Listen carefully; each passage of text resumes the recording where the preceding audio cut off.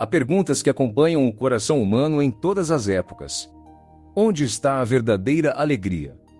Naquilo que possuímos? Naquilo que controlamos? Na aprovação dos outros? Na ausência de problemas? Cristo, ao subir ao monte e sentar-se como mestre, não oferece uma resposta superficial. Ele não apresenta uma técnica de bem-estar, nem uma promessa de vida sem dificuldades. Ele abre a boca e ensina um caminho novo. Um caminho que parece paradoxal, porque chama de felizes justamente aqueles que o mundo costuma considerar frágeis, esquecidos ou vencidos. No alto do monte, diante dos discípulos e da multidão, Cristo proclama: Bem-aventurados os pobres em espírito, porque deles é o reino dos céus. E com essas palavras, ele começa a revelar o segredo da verdadeira alegria. Mateus nos mostra Jesus subindo ao monte. Esse detalhe não é apenas geográfico. O monte recorda o lugar do encontro com Deus, o lugar da revelação, o lugar onde a vontade divina é comunicada ao povo. Mas agora há algo novo. Não é Moisés que sobe para receber a lei. É o próprio Cristo que se senta e ensina com autoridade. As bem-aventuranças são o coração da lei nova. Elas não anulam a antiga aliança, mas a levam à plenitude. Elas não falam apenas de comportamentos exteriores, mas da transformação profunda do coração. Jesus não começa dizendo, façam isto ou aquilo. Ele começa dizendo, bem-aventurados. Antes de exigir, ele revela uma promessa. Antes de mandar, ele mostra uma alegria. Antes de formar as mãos, ele quer formar o coração. A verdadeira alegria não nasce de possuir tudo, mas de pertencer ao reino. A palavra bem-aventurado não significa simplesmente estar alegre em um momento passageiro. Não é euforia, não é conforto emocional, não é ausência de lágrimas, não é sucesso visível. Ser bem-aventurado é viver sob a bênção de Deus. É pertencer ao reino. É caminhar na direção da felicidade para a qual fomos criados. O coração humano deseja ser feliz. Mas Jesus mostra que a felicidade verdadeira não é encontrada quando o homem se fecha em si mesmo, e sim quando se abre a Deus. As bem-aventuranças revelam a meta da vida cristã: participar da alegria de Deus. Por isso, elas não são frases bonitas para consolo rápido. São o retrato de uma vida transformada pela graça. Jesus diz: Bem-aventurados os pobres em espírito, porque deles é o reino dos céus. Os pobres em espírito não são simplesmente os que nada possuem. São aqueles que sabem que, diante de Deus, tudo é recebido como dom. São os humildes. São os que não fazem do dinheiro, do controle, do orgulho ou da autossuficiência o centro da vida. Cristo é o primeiro pobre em espírito. Ele vive totalmente voltado para o Pai. Tudo recebe do Pai. Tudo entrega ao Pai. Na vida adulta, essa bem-aventurança toca um ponto sensível: a necessidade de controlar tudo. Controlar o futuro, controlar os outros, controlar a imagem, controlar os resultados. Mas Jesus ensina outro caminho: desapegar-se sem fugir da responsabilidade, trabalhar sem transformar o trabalho em ídolo, possuir sem ser possuído, planejar sem perder a confiança. A pergunta é simples e exigente: o que hoje ocupa o lugar de Deus no meu coração? O Senhor continua: Bem-aventurados os que choram, porque serão consolados. Esse choro não é apenas a tristeza diante das perdas da vida. É também a dor do coração que reconhece o pecado, a fragilidade e a distância de Deus. Há lágrimas que nascem do arrependimento. Há lágrimas que nascem da compaixão. Há lágrimas que nascem ao ver o sofrimento do outro. Há lágrimas que nascem quando percebemos que buscamos longe de Deus aquilo que só Deus pode dar. Cristo também chorou. Chorou diante da morte de Lázaro. Chorou sobre Jerusalém. Ele não é indiferente à dor humana. Mas em Cristo, O choro não termina no desespero. Ele abre espaço para a consolação do espírito. Essa bem-aventurança é profundamente concreta. Muitos chegam carregando histórias, feridas, escolhas passadas, pesos do passado, lutos e recomeços. O Senhor não despreza esse coração ferido. Ele o chama à conversão e à esperança. A pergunta é: o que eu preciso entregar a Deus para que minha tristeza se transforme em caminho de cura? Jesus diz: bem-aventurados os mansos, porque possuirão a terra. A mansidão cristã não é fraqueza. Não é passividade. Não é medo de enfrentar a verdade. Não é omissão diante do mal. A mansidão é força governada pela caridade. Cristo é manso, mas sua mansidão não o torna indiferente ao mal. Ele corrige, ensina, denuncia a hipocrisia e permanece fiel à verdade. Porém, não age movido pelo ódio.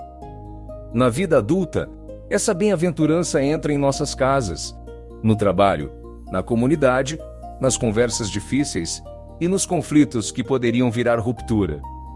Ser manso é aprender a responder sem destruir, é corrigir sem humilhar, é discordar sem desprezar, é buscar a verdade sem perder a paz interior. A mansidão não faz perder a terra. Ela ensina a possuí-la de outro modo, sem violência, sem dominação e sem escravidão interior. A pergunta é: em que conflito eu preciso unir firmeza e mansidão? Cristo proclama: bem-aventurados os que têm fome e sede de justiça, porque serão saciados. Fome e sede não são desejos superficiais. São necessidades vitais. Cristo não fala de uma justiça fria, vingativa ou ideológica. Ele fala da justiça que nasce da vontade do Pai. Justiça é dar a Deus o que é de Deus e ao próximo o que lhe é devido. É buscar a verdade, é reparar o mal possível, é respeitar a dignidade do outro, é não se acomodar diante da injustiça, é deixar que a vontade de Deus se torne alimento da vida. Cristo é aquele que tem fome da vontade do Pai. Seu alimento é cumprir a missão recebida. Na vida adulta, essa fome de justiça aparece quando escolhemos a honestidade mesmo quando ninguém vê, quando não usamos pessoas como instrumentos, quando procuramos agir corretamente no trabalho, na família, no dinheiro, nas responsabilidades e nos compromissos assumidos. A pergunta é: tenho fome da justiça de Deus ou apenas desejo que as coisas aconteçam do meu jeito? Cristo diz: bem-aventurados os misericordiosos, porque alcançarão misericórdia. Misericórdia não é pena distante. Não é sentimentalismo. Não é fechar os olhos para a verdade. Não é tratar o outro como inferior. A misericórdia cristã é o amor que se aproxima da miséria do outro, para buscar o seu bem real. Cristo é o rosto da misericórdia do Pai. Ele se aproxima dos doentes, dos pecadores, dos excluídos, dos cansados, dos que já não esperavam ser vistos. Mas sua misericórdia nunca humilha. Ela levanta, ela cura, ela chama a vida nova. Na vida, a misericórdia se torna concreta quando perdoamos, quando visitamos, quando alimentamos, quando consolamos, quando escutamos sem pressa, quando corrigimos com caridade, quando ajudamos alguém a recomeçar. A pergunta é: quem precisa encontrar em mim, não julgamento, mas misericórdia concreta? Cristo proclama: bem-aventurados os puros de coração, porque verão a Deus. A pureza de coração não é apenas ausência de impureza exterior. É unidade interior. É sinceridade diante de Deus. É um coração que não vive dividido entre a fé que professa e os desejos que alimenta. Cristo é puro de coração porque tudo nele está orientado ao Pai. Não há duplicidade em Cristo. Não há mentira. Não há aparência vazia. Na vida, O coração pode se dividir de muitas formas. Quando buscamos Deus, mas alimentamos rancores. Quando rezamos, mas cultivamos invejas. Quando servimos, mas desejamos reconhecimento. Quando queremos a luz de Deus, mas protegemos sombras interiores. A promessa é imensa. Verão a Deus. O coração purificado aprende a reconhecer Deus agora, pela fé, e espera vê-lo plenamente na glória. A pergunta é: o que precisa ser purificado no meu olhar, nos meus desejos e nas minhas intenções? Cristo diz: bem-aventurados os que promovem a paz, porque serão chamados filhos de Deus. Promover a paz não é evitar todo conflito. Não é fingir que nada aconteceu. Não é sacrificar a verdade para manter aparências. Não é concordar com tudo para não desagradar. A paz cristã nasce da reconciliação com Deus e se torna caminho de reconciliação com os irmãos. Cristo é o grande pacificador. Em sua cruz e ressurreição, ele reconcilia o homem com Deus e abre a possibilidade de uma humanidade nova.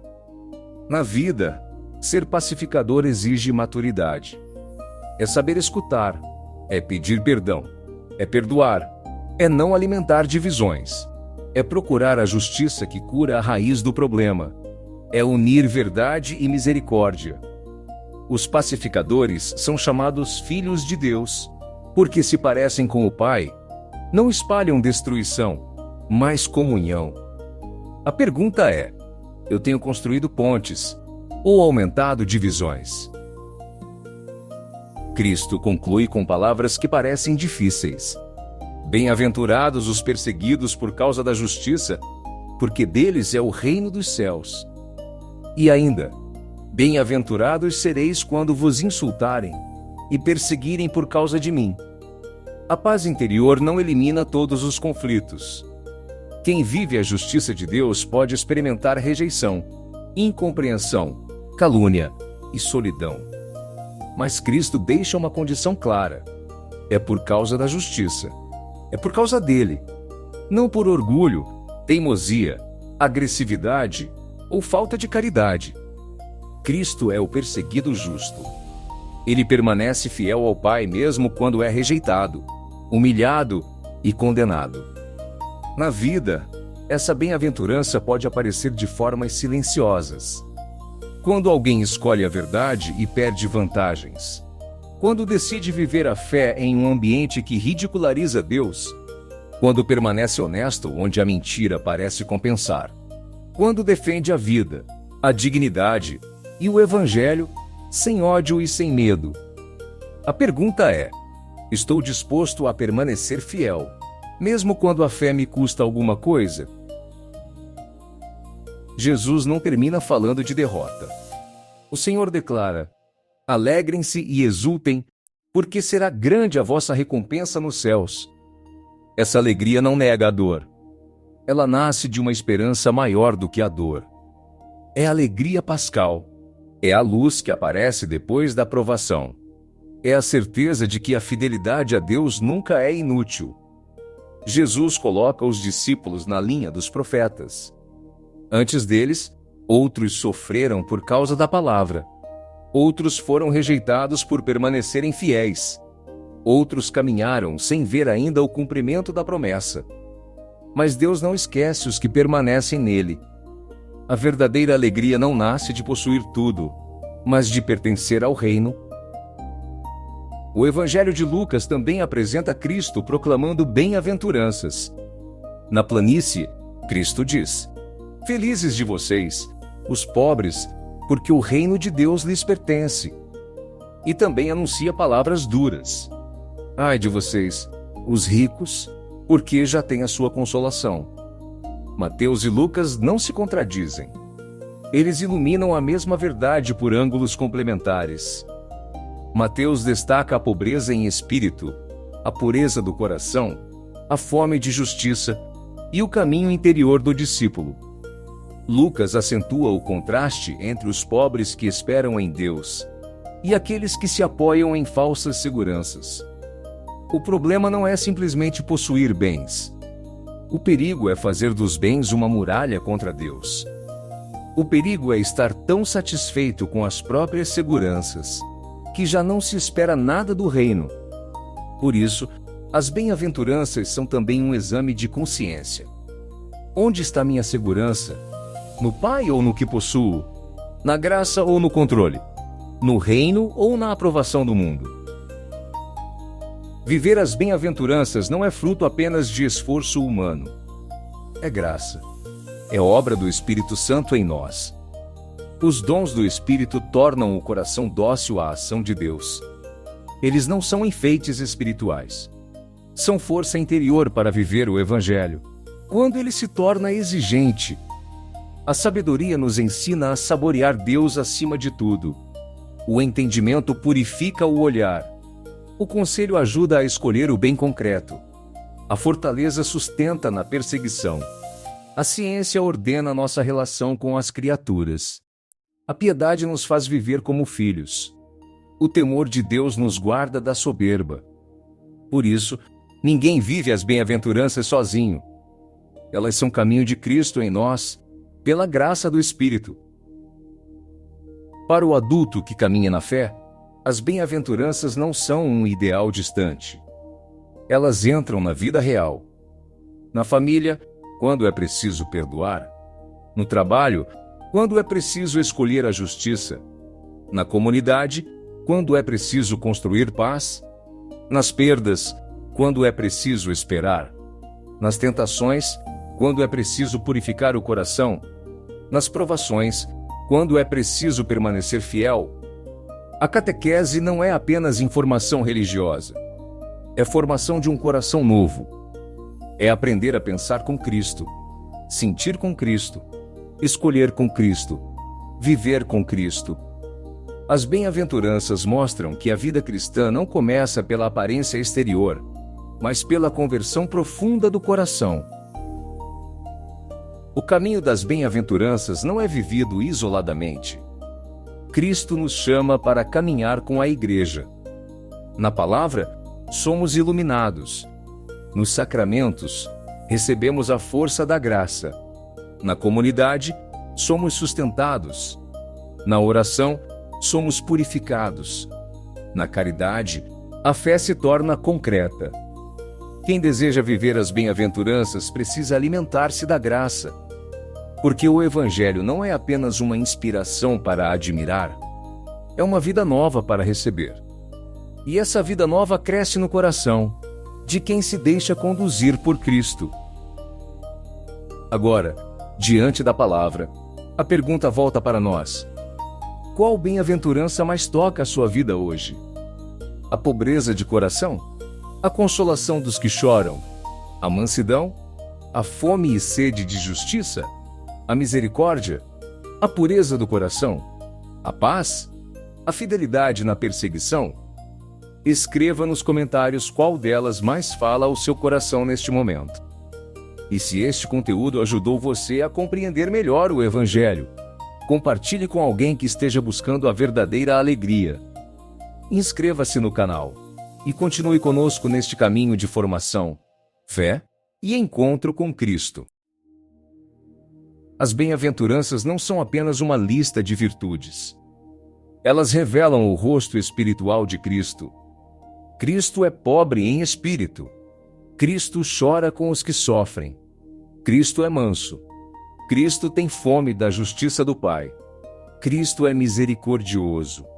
Cristo é puro de coração. Cristo é o pacificador. Cristo é o justo perseguido.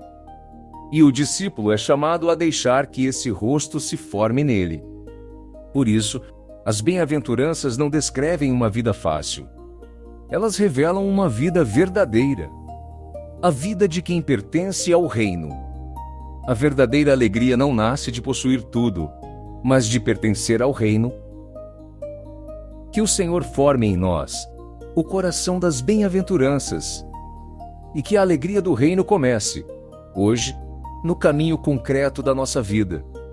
Amém.